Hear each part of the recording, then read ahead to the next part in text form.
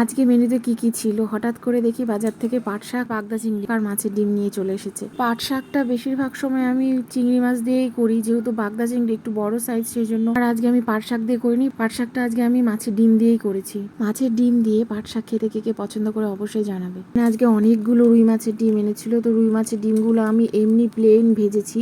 মাছের ডিম অনেকেই লবণ হলুদ মাখিয়ে তার সঙ্গে পেঁয়াজ বাটা দিয়ে ভালো করে চটকে তারপরে বড়া বানায়, তো আমি এখানে প্লেন জাস্ট লবণ আর হলুদ দিয়ে মেখে তারপরে তেলের ওপর দিয়ে ভেজেছি।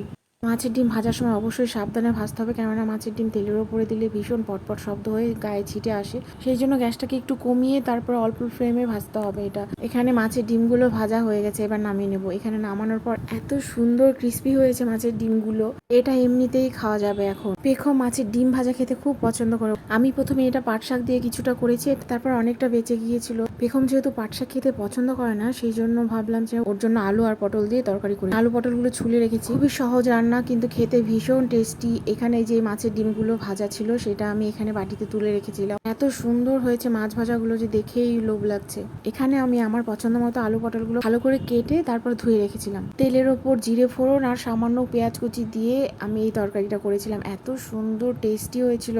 অল্প তেল মশলা এভাবে বাড়িতে ট্রাই করতে পারেন, ভীষণ টেস্ট। আমি এখানে বাগদা চিংড়ি দিয়ে আলু আর বেগুন দিয়ে করেছিলাম। এটা অল্প তেল মশলায় সুন্দর খাবার। বাড়িতে এভাবে কে কে খেতে পছন্দ করো অবশ্যই জানাবে। দেখা হচ্ছে পরের ভিডিওতে।